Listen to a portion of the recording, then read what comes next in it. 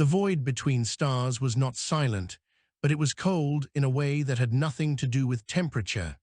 It was the cold of absolute indifference, a profound and unceasing reality that the galactic community had long ago learned to armor themselves against, both physically and spiritually. Aboard the multi-species survey vessel Stellar Inquisitor, that armor was a complex layering of advanced hull composites, intricate social protocols, and a shared, unspoken understanding that the universe was, for the most part, empty and meaningless. It was the task of civilizations like theirs to impose a fragile, fleeting order upon that emptiness. Senior xenologist Kalen of the Venturi Coalition stood at the panoramic viewport of the observation deck, his slender, gray-furred hands clasped behind his back. His large, dark eyes, capable of perceiving a spectrum of light invisible to most species, reflected the distant, untwinkling pinpricks of alien suns. They were 3 standard cycles into a deep-range survey of a sector deemed peripherally uninteresting by the Galactic Cartographic Guild, and the designation had, so far, proved depressingly accurate. The worlds they had scanned were either barren rocks scoured by stellar radiation or gas giants of no conceivable use to anyone. Boredom was a quiet, persistent hum in the ship's corridors, a feeling as palpable as the recycled air. His comm badge, a smooth obsidian disc pinned to his tunic, chimed softly. Senior xenologist Kalen to the primary sensor array, we have an anomalous reading. The voice was the synthesized, gender-neutral tone of the ship's central intelligence. Kalen's ear tufts twitched.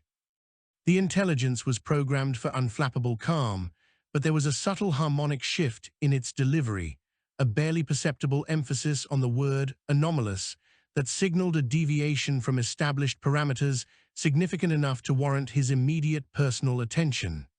Acknowledged. On my way, he replied, his own voice a soft, breathy whisper that belied a quickening pulse. He turned from the viewport, his long limbs carrying him with a fluid grace through the ship's softly illuminated corridors. The Stellar Inquisitor was a masterpiece of interspecies design, with adjustable gravity plating, atmospherically segregated sections, and signage in both visual glyphs and pheromonal markers. He passed a pair of Threnody engineers, their chitinous plates clicking softly as they worked on a conduit, and a solitary Cathar, its massive, four-armed form folded into a meditation pose in a low-light alcove. The primary sensor array was the heart of the ship's scientific capability, a cavernous chamber dominated by holographic projectors and data stream waterfalls that flowed in shimmering curtains of light. The chief sensor technician, a human named Aris, was already there, her brow furrowed in concentration. Of all the species in the coalition, humans were perhaps the most perplexing to Kalen. They were a recent addition, their world, Terra, having been discovered and integrated a mere handful of generations ago. They were physically robust, preternaturally adaptable, and possessed a chaotic, often illogical optimism that bordered on the pathological. Aris, with her compact, muscular frame and a face that seemed to broadcast every fleeting thought, was a prime example. Kalen, look at this, she said, not taking her eyes from the main display. It's a signal, a structured, repeating signal from a previously catalogued rogue planet in the Omicron 77 system. The Guild listed the planet as lifeless. No atmosphere, no magnetosphere, surface temperature near absolute zero. Kalen moved to her side, his eyes scanning the data. It was indeed a signal, a complex pulse of information riding on a carrier wave of surprising power. It was not a natural phenomenon. The patterns were too ordered, too deliberate. Can you decipher the content? He asked, his voice barely a whisper. Working on it, Aris muttered, her fingers flying across the interface. The structure is archaic. It's using a modulation technique that was phased out of common use over 10,000 cycles ago. It's like finding a stone tablet with perfect digital code etched into it. The carrier wave is a focused neutrino stream, incredibly advanced, but the data packaging is ancient history. She shook her head, a characteristically human gesture of disbelief. It makes no sense. And the power source. Kalen to broadcast a neutrino stream of this intensity from a planet with no visible energy signatures. It's impossible. A thrill, cold and sharp, ran through Kalen's nervous system. The word impossible was not one used lightly in xenology. It was a challenge, a lure. Plot a course, maximum sublight velocity. I want a full spectral analysis of the planet and a passive sensor sweep of the entire system. Alert Commander Vorlak. The next 48 standard hours were a study in controlled frenzy. The Stellar Inquisitor slid through the void, its engines a whisper against the backdrop of infinity. The rogue planet, designated P-77b, grew from a faint speck to a discernible disk in the viewports, a dark, mottled sphere of rock and ice, forever untethered from a parent star, adrift in the interstellar deep. The sensor data only deepened the mystery. There were no cities, no orbital installations, no reactor blooms, no signs of technology whatsoever beyond the inexplicable, unwavering signal that poured from its surface. Commander Vorlak, a hulking Jotun whose size was matched only by his caution, convened the senior staff. "This is an unknown," he rumbled, his voice like grinding stones. "The protocols are clear. We observe from a safe distance. We do not engage. We report our findings to the Coalition and await further instructions." His large, pupil-less eyes swept across the assembled officers, lingering on Kalen and Aris. "With respect, Commander," Kalen began, his voice soft but firm, "the protocols are designed for first contact with a living, active culture. This is different. This is an artifact, a message in a bottle. The technological disparity alone warrants investigation. We are looking at a signal that uses 10,000 cycle-old coding on a transmission medium we can barely generate in a lab. The knowledge we could gain is not worth the risk of triggering an automated defense system or a dormant bioweapon," Vorlak finished. "We are scientists, not adventurers." Aris leaned forward. "Commander, the signal isn't just repeating. It's a mathematical constant, pi, being broadcast out into nothing. It's not a warning. It's not a declaration. It's a beacon, a lonely one. It's been calling out from this frozen rock for who knows how long, with nobody to hear it. We have to go down there." Her human directness was often jarring, but in this instance, it cut through the layers of procedure with disarming clarity. The beacon was an act of profound, heartbreaking solitude. It demanded a response. The debate lasted for hours, a careful dance of risk assessment and scientific curiosity. In the end, a compromise was reached. A single, heavily shielded shuttle would be dispatched to the surface, carrying a small team to investigate the source of the signal. Kalen would lead, with Aris as his technical expert, accompanied by a two-member security detail of Threnody warriors. The descent through the non-existent atmosphere was unnervingly smooth. The shuttle's lights carved cones of brilliance into the absolute blackness of the surface, revealing a landscape of jagged, frozen canyons and plains of dust so fine it flowed like water. The signal led them to a specific geographic feature, a massive, perfectly circular crater, its rim unnaturally smooth, and at its center, a structure. It was not a building in any conventional sense. It was a spire of a material that seemed to drink the light, an obsidian needle thrusting up from the crater's floor, featureless and seamless. It was only 20 meters tall, but it radiated a sense of immense age and impossible solidity. The signal was emanating from its peak. The shuttle set down 100 meters from the spire. Kalen, Aris, and the two Threnody, their carapace armor glistening in the shuttle's external lights, stepped out onto the surface. The silence was absolute, broken only by the sound of their own breathing and the faint crunch of their boots on the frozen regolith. Their suit sensors went wild, then died, then flickered back to life. Proximity to the spire was causing localized field disruptions. There are no doors, no seams, no interfaces, Aris reported, her helmet cam panning across the spire's base.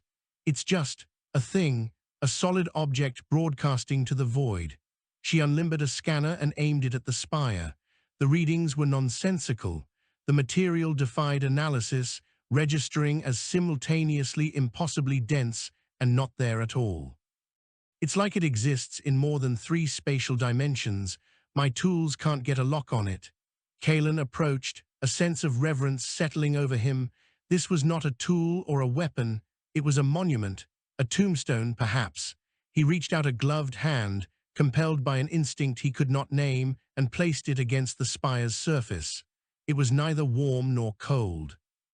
It felt like nothing he had ever felt before, a sensation of pure potential, of locked-away power. The moment his glove made contact, the signal from the spire ceased. The sudden, crushing silence was more deafening than the signal had ever been. Then, a new light bloomed on the spire's surface, a complex, swirling pattern of glyphs that etched themselves into the material from within. They were unfamiliar, angular and flowing at the same time, a written language unlike any in the Coalition databases. Aris, Kalen whispered, his breath fogging his faceplate. Record this, everything. Before she could respond, the ground beneath their feet trembled, not a violent quake, but a deep, resonant hum that seemed to originate from the planet's very core. From the crater walls, hidden panels slid back, revealing apertures from which sleek, insectile machines emerged. They were drones, forged from the same light-absorbing material as the spire, moving with a silent, predatory grace. Their purpose was immediately, terrifyingly clear. They were guardians. The 2 Threnodi security officers reacted with instinctual speed, raising their pulse rifles. Beams of incandescent energy lanced out, striking the lead drones. The impacts flared with brilliant light, but when it faded, the drones were unscathed, their surfaces unmarred. They returned fire, not with energy, but with projectiles that moved too fast to see. The first Threnodi was struck in the chest, his advanced armor shattering like glass. He fell without a sound. Back to the shuttle, Kalen yelled, his professional calm shattering. They ran, a desperate, stumbling sprint across the uneven ground. The drones did not pursue with haste. They advanced with the inexorable certainty of a tide. The second Threnodi provided covering fire, his weapon equally ineffective, until a projectile took his leg out from under him. He went down and was swarmed in seconds. Aris was at the shuttle's ramp, her own sidearm drawn, firing uselessly at the approaching machines. Kalen scrambled up the ramp, turning to help her. A drone fired. A projectile, a sliver of the same dark material, struck Aris in the shoulder, punching clean through her suit and her body. She cried out, a short, sharp sound of shock and pain, and collapsed. Kalen dragged her inside, slamming the control to close the ramp. The shuttle's pilot, a young Venturi, was already firing the engines. The spire is generating a dampening field. Primary thrusters are offline. I'm on maneuvering jets only, he shouted, his voice pitched high with panic. The shuttle lurched unsteadily into the air. Below, the drones watched them go, making no attempt to fire at the ascending vessel. They had defended the spire. Their task was complete. Kalen knelt beside Aris, applying a sealant patch to the ugly wound in her shoulder. She was pale, her breathing shallow, but her eyes were clear and fixed on him. In her good hand, she clutched her data slate. I got it, she gasped, her voice tight with pain. I got the glyphs, the whole sequence. As the shuttle limped back towards the Stellar Inquisitor, Kalen looked back at the viewscreen. The spire stood silent and dark once more, the glyphs faded, the signals stilled. They had come seeking knowledge and had found only violence and mystery, but they had taken something, a key. A first, fragile step into a darkness far deeper and more ancient than any of them had imagined. The unflinching gaze of the stars felt heavier now, as if they were being watched by the ghosts of a dead and formidable empire. The medical bay of the Stellar Inquisitor was a sterile, quiet space, its air thick with the scent of antiseptics and the low hum of regenerative fields. Aris lay on a treatment bed, her shoulder encased in a biofoam cast that slowly knit flesh and bone back together. The projectile had been a perfect, needle-like sliver of an unknown metallic ceramic composite. It was now sealed in an analysis canister, a silent testament to the technology that had created it. The mood aboard the ship had shifted from bored curiosity to a tense, fearful vigilance. They had lost 2 crew members. The Coalition had not suffered a casualty on a survey mission in over a century. Death was a theoretical concept for most of them, a thing that happened in historical archives or distant conflict zones. Now, it was a cold, hard reality that had visited their own shuttle bay. Commander Vorlak's demeanor was grim. He had authorized the landing against his better judgment, and the result had been a disaster that would require a full report to the Coalition High Command. He stood with Kalen in the ship's secure briefing room, a chamber shielded against every form of electronic eavesdropping known to the Coalition. The only light came from a central holoprojector, which displayed the glyphs Aris had recorded. "The analysis of the projectile is troubling," Vorlak rumbled. "Our most powerful energy weapons cannot scratch it. Our materials science division cannot identify its atomic structure. It should not exist. The drones that fired it were immune to our weapons. This was not a battle. It was a demonstration of our utter insignificance." Kalen did not disagree. The memory of the Threnodi's armor shattering under the impact was seared into his mind. It was a defense system, Commander, a lethal one, but a defensive one nonetheless. They did not pursue us into orbit. They did not attack the Inquisitor. Their mandate was to protect the Spire. We triggered that mandate. He gestured to the swirling glyphs. "This is the key. This is why the Spire was built. Not as a weapon, but as a repository. The signal was an invitation, or perhaps a test. We failed the practical component, but we may have passed the written one." For the next standard week, the Stellar Inquisitor maintained a high orbit around P-77b, its sensors focused on the silent spire and the now-dormant crater. There was no further activity. The drones had retreated back into their hidden bunkers, and the spire stood as inert as it had for millennia. All efforts were now concentrated on the glyphs. The ship's linguistic analysis systems, the most advanced in the Venturi Coalition, were tasked with deciphering the alien script. It was a task of monumental complexity. There was no Rosetta Stone, no point of reference. The glyphs were a language built from first principles that were utterly alien. Aris, despite her injury, was at the center of the effort. Propped up in her medbay bed with a bank of displays, she worked with a feverish intensity that Kalen found both admirable and concerning. The humans' capacity for focused obsession was another of their unique traits.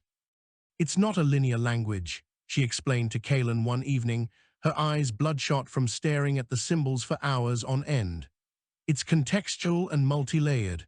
The same glyph can mean different things based on its position, its size, and the glyphs adjacent to it.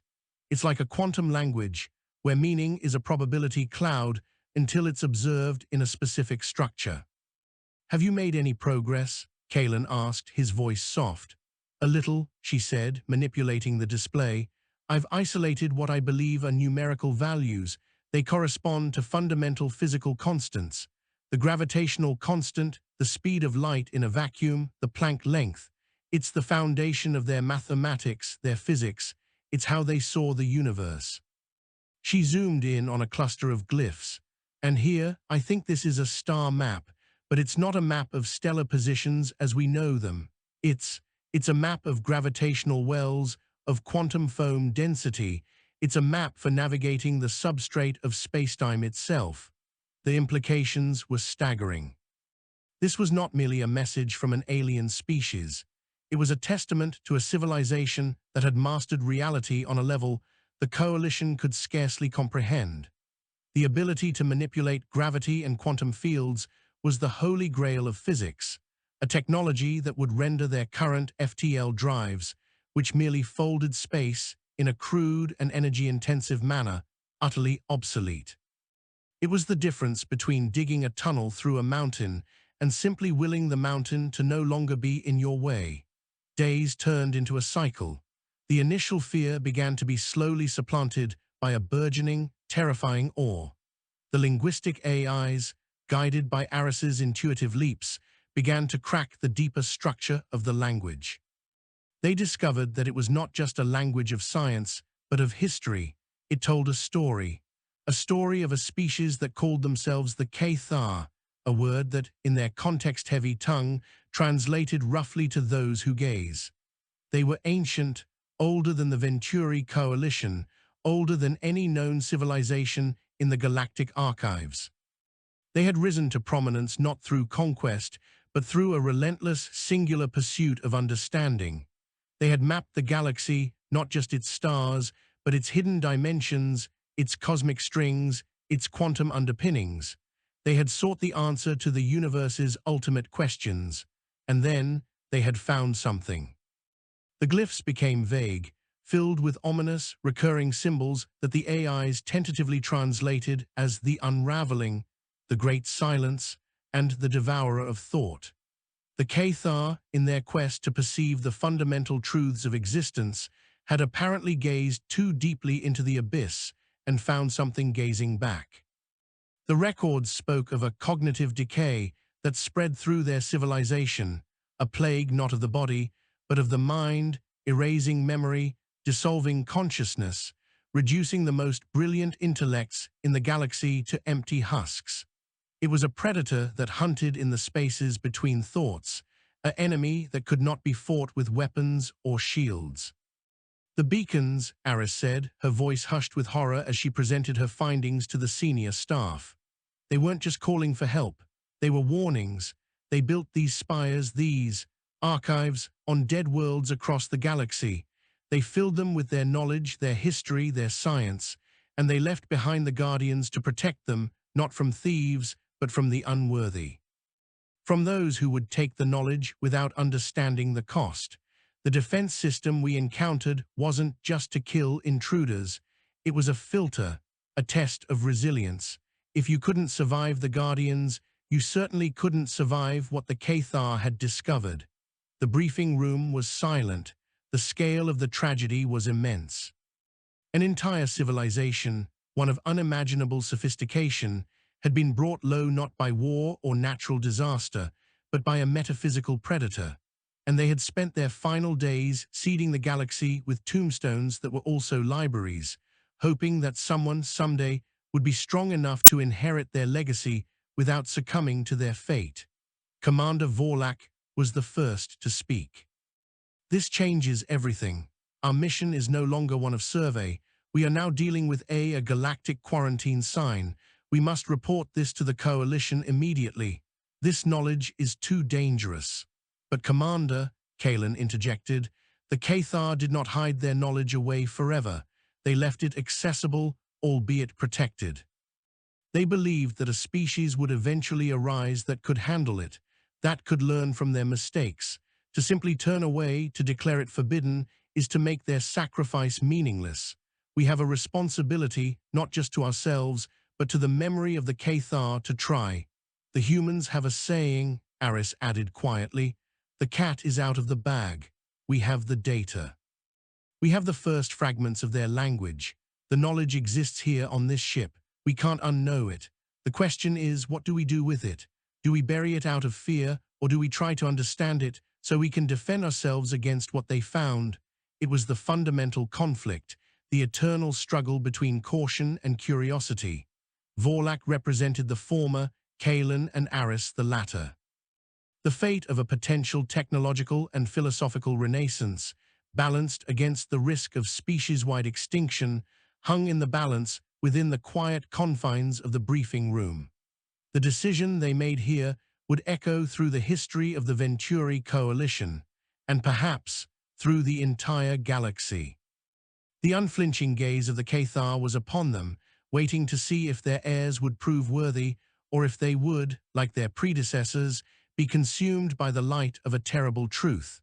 The argument raged for days, a tense, high-stakes debate conducted in briefing rooms, private quarters, and over the ship's comms. Commander Vorlak was immovable. The risk was categorically unacceptable. The Cathar, a species demonstrably superior to their own, had been extinguished by this unraveling.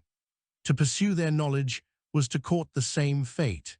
He drafted a Priority 1 communique to the Coalition High Command, detailing their discovery and recommending the sector be placed under absolute quarantine, with the Stellar Inquisitor to withdraw immediately. Kalen and Aris, however, had found an unlikely ally in Subcommander Trellen, the ship's chief astrometrician and a Venturi of significant political standing. Trellen was a pragmatist, his mind focused on the cold equations of power. "Commander," he said during one particularly heated session, "consider the strategic implications. If we withdraw and quarantine this system, the knowledge remains here. But we are not the only sentient species in this galaxy. What if another power stumbles upon this? The Grimaldi hegemony, for instance. They are expansionist, militaristic. If they were to acquire Cathar technology, their dominance would be absolute, and the Venturi coalition would be relegated to a footnote in history. Our first duty is to the survival and prosperity of our own people. We cannot allow this advantage to fall into the hands of a rival." It was a powerful, cynical argument, and it gave Vorlak pause. The Grimaldi hegemony was a constant, low-grade threat, an empire built on conquest and resource extraction. The thought of them wielding gravity manipulation technology or quantum phase weaponry was a nightmare scenario. "So you suggest we what, Trellen, plunder this tomb for weapons?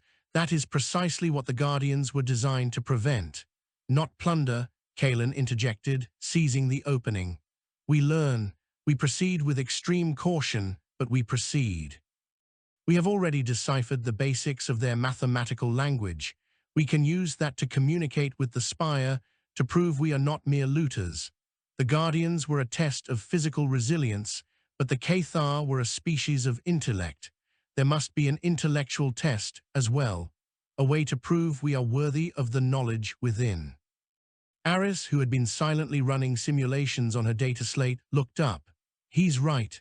The glyphs we recorded weren't just a random sequence. It was a response to physical contact. It was the first question on an exam. I've been modeling the language's structure, and I believe it's a key. If we can input the correct response, we might be able to safely access the Spire's core." Vorlak looked from one face to another. Trellen, with his cold political calculus. Kalen, with his burning scientific curiosity. Aris, with her human tenacity and unnerving knack for pattern recognition. He was outnumbered, and Trellen's strategic point was, regrettably, valid. The safety of the coalition was his paramount duty. With a heavy sigh, a sound like a rockslide, he relented. "Very well. We will attempt a non-physical interface. One attempt. We will use a long-range comm laser, modulated with the linguistic sequences you have derived. If there is any hostile response, any deviation from the established energy signatures, we break off immediately and leave this system, and I will personally recommend its destruction. Is that understood?" The plan was set in motion. For the next 48 hours, the entire resources of the Stellar Inquisitor were dedicated to the task. Aris, now discharged from Med Bay with her arm in a mobility sling, worked with the linguistic AIs to construct a message. It was not a complex message that was beyond their current ability. It was a simple statement of identity and intent, built from the fundamental constants and the star map glyphs they had decoded. "We are the Venturi Coalition. We have received your message. We wish to learn." They would broadcast this message directly at the Spire using a focused comm laser, a needle of coherent light carrying their fragile reply into the heart of the ancient archive. The entire senior staff gathered on the bridge for the attempt. The atmosphere was thick with a tension so palpable it felt like a physical weight. On the main viewer, the dark spire stood in the center of the crater, a silent sentinel. "Message sequence is loaded," Aris reported from her station, her good hand hovering over the control interface. "Comm laser is locked on target." "Proceed," Commander Vorlak said, his voice a low rumble. Aris tapped the command. On a secondary display, a visual representation of the laser beam, invisible to the naked eye, lanced down from the ship to the planet's surface, connecting them to the spire for a single, momentous instant. For a long second, nothing happened. Then, the spire reacted. The light-drinking surface began to shimmer, like heat haze on a desert plain. The glyphs reappeared, but this time they were not static. They flowed across the surface of the spire in a complex, beautiful dance, a river of living information. A new signal erupted from the spire, this one far more powerful and complex than the original beacon. It was a torrent of data, a tsunami of information aimed directly at the Stellar Inquisitor. Incoming transmission, the sensor officer called out. Data density is off the scale. It's overloading our primary buffers. Route it to the isolated core memory bank, Trellin ordered. Do not let it touch the ship's primary network. It was a standard quarantine protocol, but the sheer volume of data was staggering. For nearly 10 minutes, the spire poured information into the ship's dedicated storage units. Then, as suddenly as it began, the transmissions ceased. The spire returned to its inert, black state. The only sound on the bridge was the frantic beeping of the computer as it struggled to catalog the incoming data. It's a library, Aris whispered, her eyes wide as she scanned the preliminary index. Theoretical physics, applied gravitics, quantum entanglement communication, metaphysical biology, the complete history of the Cathar from their pre-sapient origins to their end. She looked up at Kaelin, her face a mixture of triumph and terror. We did it, we have it all. But their triumph was short-lived. The sensor officer's voice cut through the stunned silence, sharp with alarm. Commander, long-range sensors are detecting an energy signature. It's a Grimaldi battle signature. A cruiser, the Iron Will, has just dropped out of FTL on the edge of the system. A cold dread swept through the bridge. The Grimaldi hegemony. They were here. Trellin's cynical prediction had come true with horrifying speed. How? Vorlak demanded. This is a restricted survey sector. They must have been monitoring our comms traffic, Trellin said, his face grim. A deep-range listening post. They heard our initial report on the anomaly and decided to investigate. They are scavengers. They smell blood in the water. The Iron Will was a ship of war, larger and more heavily armed than the science-focused Stellar Inquisitor. Its arrival changed everything. The philosophical debate about the dangers of Cathar knowledge was now moot. A practical, immediate threat was bearing down on them. The Grimaldi would not care about warnings or metaphysical predators. They would see the spire as a weapon to be captured, its technology to be reverse-engineered and turned against their enemies. They would storm the planet, overwhelm the Guardians with sheer force, and claim the prize. Red alert, all hands to battle stations, Vorlak's voice boomed across the bridge. Helm, plot an evasive course. Comms, send a tight beam distress call to the nearest coalition outpost. It will take days for a response, but we must try. He turned to Kaelin and Aris, his expression grave. Your knowledge just became our only hope for survival. You have the data. Is there anything in there, anything at all, that can give us an advantage? A weapon? A shield? Anything? Kaelin and Aris exchanged a look. They had just opened the greatest treasure trove of knowledge in galactic history, and the first thing they were being asked to do was to find a weapon within it. The irony was bitter. The Cathar had been destroyed by a truth they could not handle, and now the Venturi coalition was about to be destroyed for a truth they could not defend. The unflinching gaze of the stars was now the predatory gaze of a rival, and the ancient knowledge they held was both their salvation and their potential damnation. The race was on. The bridge of the Stellar Inquisitor transformed from a center of scientific inquiry into the nerve center of a warship. The soft, ambient lighting shifted to a harsh red, and the calm hum of systems was replaced by the urgent chirping of tactical alerts. On the main viewer, the Grimaldi cruiser Iron Will was a jagged, aggressive silhouette against the starfield, its hull bristling with weapon emplacements and sensor domes. It was a predator, and the Inquisitor was its prey. They have hailed us, the comms officer reported, his voice tense. They demand our immediate surrender, and the transfer of all data concerning the anomaly. The guttural tones of the Grimaldi language were harsh and uncompromising. "Send the standard response," Vorlak ordered. "We are a Venturi Coalition science vessel operating in a restricted sector. Demand that they depart the system immediately." It was a futile gesture, but protocol demanded it. The response from the Iron Will was immediate and unambiguous. A single, warning shot from one of its forward plasma cannons streaked past the Inquisitor's bow, a brilliant lance of green energy that illuminated the void for a terrifying instant. "Their weapons are locked on us," the tactical officer stated. "Shields are raised to maximum, but with our configuration, we cannot withstand a direct engagement for long." Vorlak turned his massive frame towards Kalen and Aris, who were clustered around a secondary console, frantically accessing the newly acquired Cathar database. "Time is a luxury we no longer possess," he said, his voice low. "What have you found?" "The data is immense," Kalen said, his fingers flying across the interface. "It is like trying to drink from a fire hose." "The organizational principles are alien. It is not a simple index. It is a contextual web of information. To find a specific application, we need to understand the underlying theory." "A weapon, Kalen," Vorlak pressed, his patience wearing thin. "Now," Aris let out a sharp breath. "I might have something, not a weapon, but a field effect." According to this, the Cathar did not use force shields as we understand them, deflecting energy.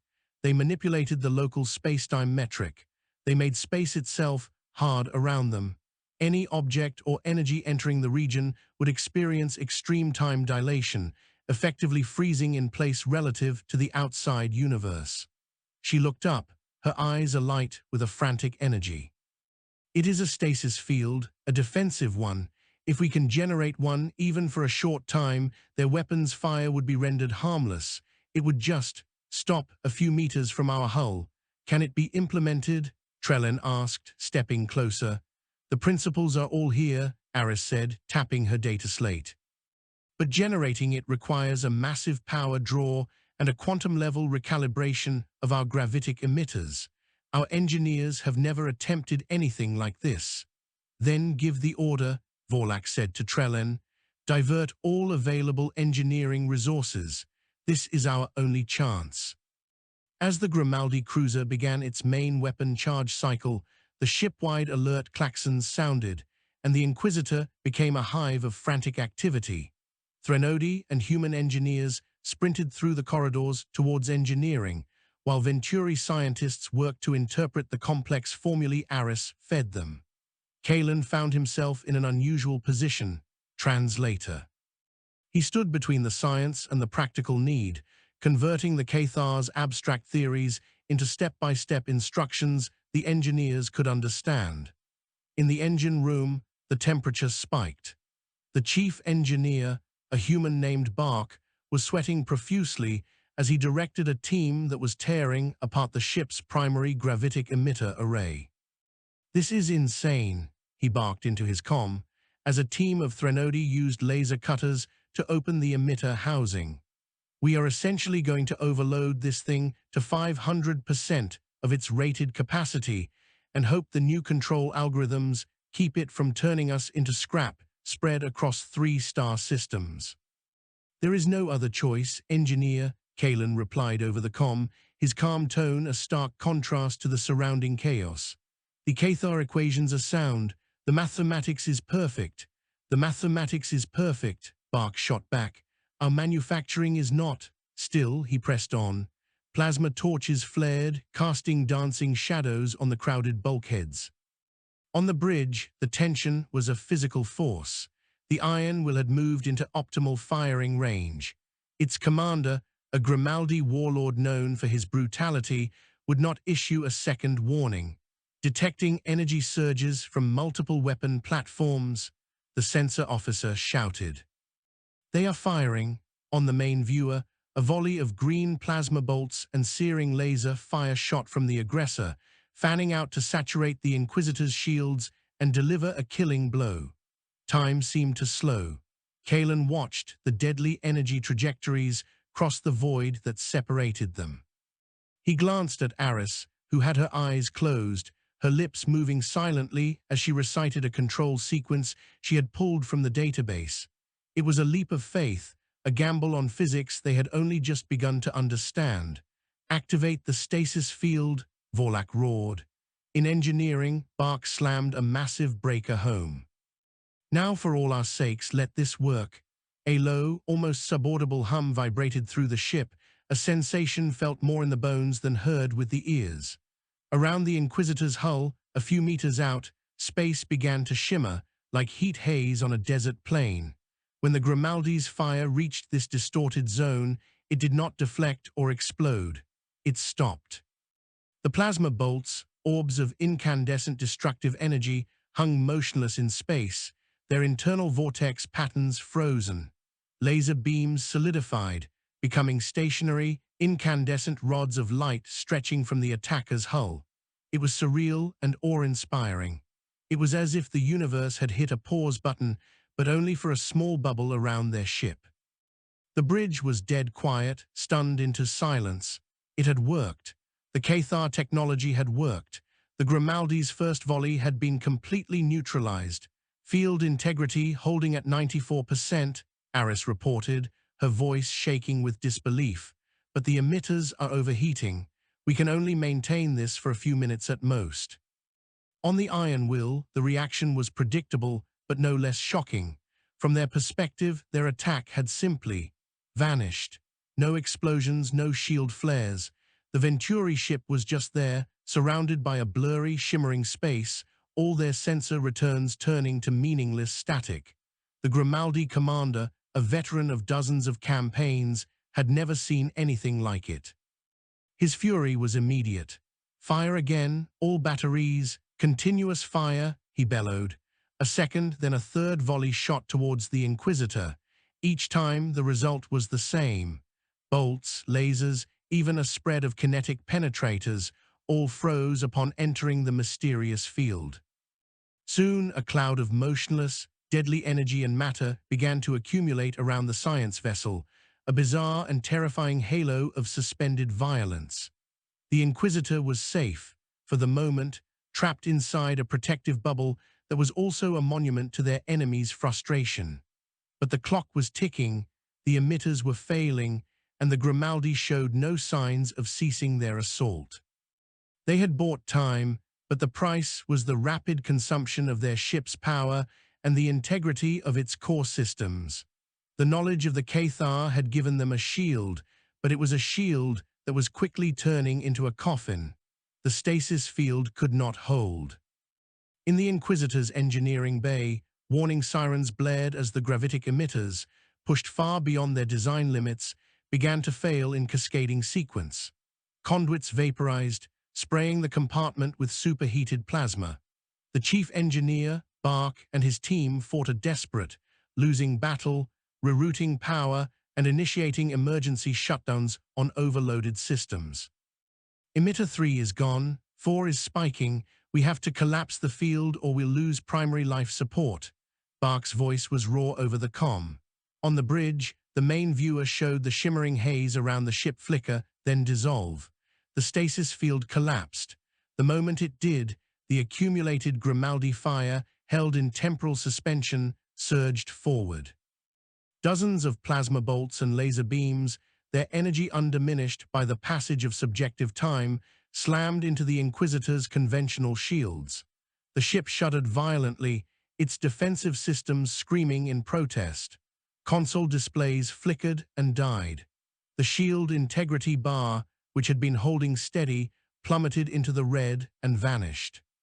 Shields are down, hull breaches on decks 7 through 9, containment fields are holding, but we are vulnerable, the tactical officer reported, his voice cracking. The Iron Will, sensing the kill, closed in. Its weapons glowed with renewed malevolence as it prepared for a final, point-blank broadside. Commander Vorlak stood firm, his large hands gripping the command rail. All power to structural integrity, evasive pattern Z9, return fire with whatever we have left. It was a gesture of defiance, nothing more. The Inquisitor's few-point defense lasers strobed against the Grimaldi cruiser's heavy armor, scoring the surface but doing no meaningful damage. Kalen watched the end approach with a strange detachment. They had unlocked secrets of the universe that could have ushered in a new age, and it had bought them mere minutes. The irony was absolute. His eyes met Aris's across the bridge. She was pale, her jaw set, but she gave a slight, grim nod. They had tried. It was then that the universe shifted. A new presence announced itself not with a roar, but with a profound and silent tear in the fabric of local spacetime. A rift, a jagged wound of violet and silver light, ripped open between the two ships. From it emerged a vessel. It was not large, perhaps only a third the size of the Inquisitor, and it was unlike any ship in the Coalition or Grimaldi databases. It was organic in form, shaped like a twisted, fossilized seed pod, its surface a mosaic of crystalline facets and smooth, bone-white material. It possessed no visible weapon ports, engines, or sensor arrays. It simply was. Both the Inquisitor and the Iron Will ceased fire, their conflict momentarily forgotten in the face of this impossible apparition. Sensor scans returned nothing. It was as if the ship did not exist in any measurable spectrum. "What is that?" Vorlak whispered, the first time Kalen had ever heard a note of pure awe in the commander's voice. Before anyone could speculate, the organic ship acted. It did not fire a weapon. A wave of distorted space, visible as a lensing effect that warped the starlight, pulsed out from it and washed over the Grimaldi cruiser. The Iron Will simply came apart. Its hull did not explode. It disintegrated, dissolving into its constituent atoms in perfect, silent segments. One moment it was a mighty warship, the next it was an expanding cloud of microscopic dust, glittering for an instant in the light of the distant sun before fading into the void. There was no sound, no shockwave, no debris. It was the cleanest, most terrifying act of destruction Kalen had ever witnessed. The bridge of the Stellar Inquisitor was frozen in stunned silence. The immediate threat was gone, annihilated by an entity whose power and motives were completely unknown. The organic ship hung in space for a long moment, its crystalline facets seeming to drink the light. Then it turned, orienting itself not towards the Inquisitor, but towards the rogue planet below. It did not move in a conventional sense. It flowed through space, disappearing and reappearing in minute jumps, until it was hovering over the crater that housed the Cathar spire. A new signal flooded the Inquisitor's comms, this one on the same archaic frequency and modulation as the original spire's beacon. But the message was different. It was not a mathematical constant. It was a complex stream of data that the ship's computers, still holding the Cathar linguistic keys, began to tentatively translate. It was a single, repeating phrase built from the glyphs for guardian, failure, quarantine, and reinitiation. "They are not a new party," Aris said, her voice hushed with a dawning, horrific understanding. She was working at her console, her face illuminated by the translated text. "They are the caretakers, the ones the Cathar left behind to maintain the beacons. We triggered the spire's defenses, and then we used its knowledge. We broke the quarantine protocol. We drew the attention of the Grimaldi. We proved we are not ready. They are not here to save us. They are here to reset the experiment." On the viewer, the organic ship extended a tendril of the same bone-white material, reaching down towards the spire on the planet's surface. Where it made contact, the obsidian needle began to glow with an internal, sickly green light. The glyphs on its surface, which had flowed with such beautiful complexity, now burned with a harsh, urgent intensity. A new transmission erupted from the spire, this one aimed not at the Inquisitor, but broadcast in all directions, a galaxy-wide shriek of alarm. The translated message was chillingly simple: containment breach. Sector Omicron 77, specimen designation, Venturi Coalition, status, unworthy, sanction, purification. "They are going to destroy us," Trellin said, his voice flat. "And then they are going to reset the beacon, wipe its memory, and wait for the next species to stumble upon it. We are not the heirs to the Cathar." We are a failed test subject. Despair threatened to swallow the bridge. They had survived the Grimaldi only to face an executioner from a bygone age. Their weapons were useless, their shields were gone, their only hope had been the Cathar knowledge, and that had apparently been what condemned them. Kalen, however, was not looking at the organic ship or the spire. He was staring at the data stream from the Cathar archive, specifically at the sections dealing with the unraveling, the cognitive predator that had destroyed its creators. The Cathar had never found a way to fight it, only to flee from it, to hide their knowledge away from it. But in their analysis, they had theorized. They had hypothesized that the unraveling was not a physical entity, but a pattern, a self-propagating idea that consumed consciousness. And the only way to fight an idea was with a better, stronger idea, a mimetic antibody. The caretakers are automated, Kalen said, his voice cutting through the gloom. They follow a protocol. They see our use of the knowledge as a breach, a contamination. They are going to purge us to maintain the integrity of the quarantine, but they are not the Cathar. They do not possess the Cathar's creativity, their adaptability. They are a tool. What are you suggesting? Vorlak asked, a faint spark of hope in his deep-set eyes. We cannot fight them with force. We must fight them with the one thing the Cathar valued above all else, understanding. The archive speaks of the unraveling as a cognitive phenomenon. The caretakers are cognitive entities, advanced AIs. What if we can give them a new idea? What if we can show them that we are not a contamination, but a potential solution? The Cathar failed because they faced the unraveling alone. We are a coalition. Our strength is our diversity of thought. It is a long shot, Kalen, Aris said, but she was already calling up the relevant data, her hands moving with renewed purpose. It is the only shot we have, Kalen replied. The Cathar language is not just information, it is a structure for thought itself. We must build a message, a mimetic construct, using their own linguistic framework. A message that defines us not as thieves, but as students. Not as a breach, but as an evolution. We must transmit the entirety of our own history, our art, our philosophy, our science, everything that makes us who we are, encoded in the Cathar glyphs. We must show them that the Venturi Coalition represents a different path, a collective consciousness that might be able to withstand what the Cathar could not.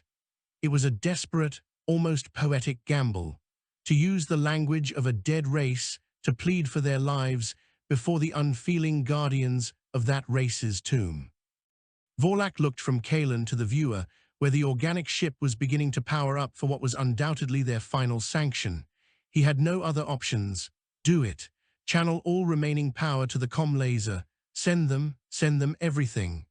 The Stellar Inquisitor, a wounded and bleeding ship, turned its last remaining weapon, its voice, towards the silent, judging caretaker.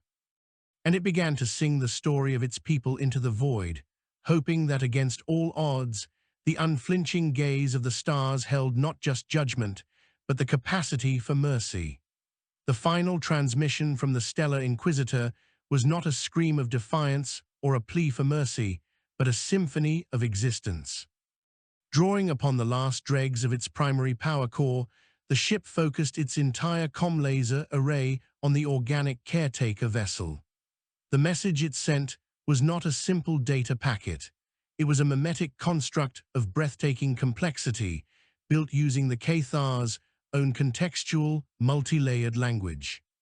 Kalen, Aris, and the ship's linguistic AIs had worked in a feverish, last-minute collaboration, weaving together the core tenets of the Venturi Coalition's philosophy.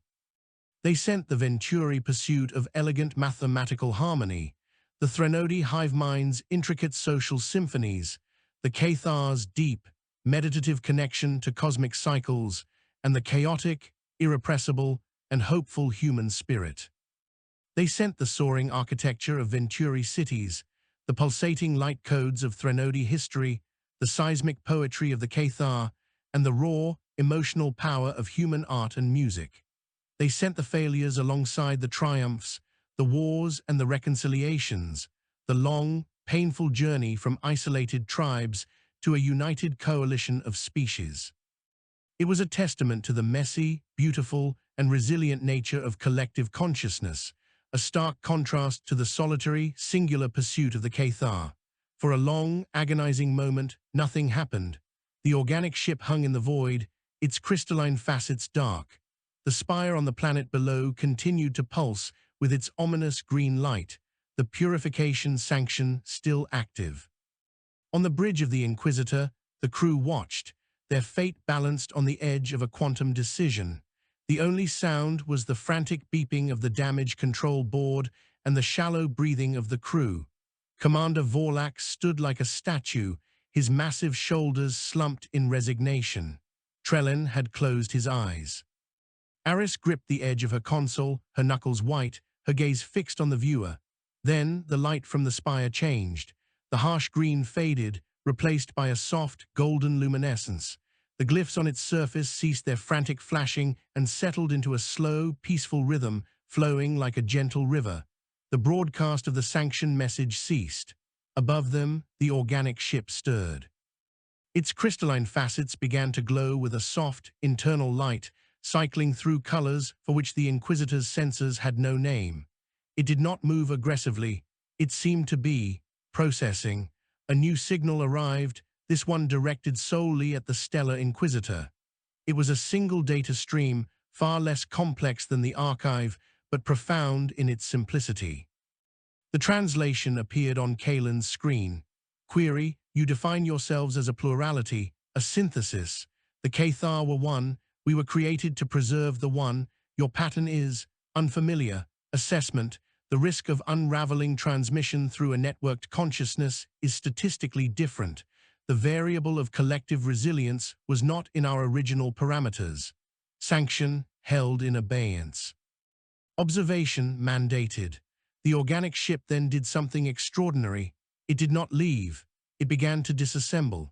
Its crystalline facets separated, floating away from the central bone-white core, which itself unfolded like a blooming flower. The pieces rearranged themselves in orbit around the rogue planet, forming a delicate, complex ring, a new artificial constellation around the Cathar spire. The light from the spire brightened, and a new, softer beacon began to pulse, a signal that was no longer a lonely cry or a warning, but an invitation. An invitation not to a tomb, but to a university. They are not destroying us, Kalen breathed, the weight of the moment making his voice tremble. They are upgrading the protocol. They are changing the test. We are to be observed. We are to be given a chance to prove that our way, the coalition way, is a viable path. A collective exhale seemed to sweep through the bridge. The immediate threat was over. They had not just survived. They had fundamentally altered the rules of engagement with a power from a forgotten age. The caretakers, bound by their programming to protect the galaxy from the unraveling, had encountered a variable their creators had never anticipated: the power of unity in diversity. They had seen in the coalition a potential antibody, a distributed network of thought that might be able to resist the cognitive plague where a singular, focused intellect had failed. The journey back to coalition space was a somber and reflective one. They had lost crewmates. They had faced annihilation twice over. They carried with them the complete knowledge of the Cathar, a burden as heavy as a galaxy. But they also carried something more, a new purpose. They were no longer just explorers. They were the designated heirs to a legacy of cosmic caution, the subjects of an ongoing experiment whose final outcome would determine the fate of all thinking life. Their report to the Coalition High Command caused a seismic shift in galactic politics. The knowledge of the Cathar was both a priceless treasure and a potential doomsday weapon. The existence of the caretakers and the ever-present threat of the unraveling forced a new era of cooperation and caution. The Grimaldi hegemony, upon learning of the utter annihilation of the Iron Will, withdrew from its border skirmishes, a new and healthy fear tempering its expansionist ambitions. Aris eventually recovered from her injury, the strange Cathar projectile becoming a centerpiece of the new research division dedicated to studying the archive. Kalen found himself at the head of that division, his life's work forever altered. He often found himself standing at the viewport, much as he had at the beginning of their fateful journey, but now the stars did not look indifferent. They looked like watchful eyes. The unflinching gaze of the Cathar was upon them, but it was no longer the gaze of a ghost from a dead empire.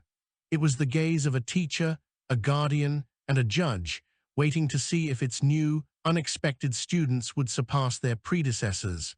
The universe was not empty, nor was it meaningless. It was a classroom of unimaginable scale, and the final exam had just begun. Humanity, with all its chaotic optimism, and the Venturi coalition, with its hard-won unity, had just been handed the syllabus. The story of the Cathar was a tragedy. The story of their heirs was yet to be written.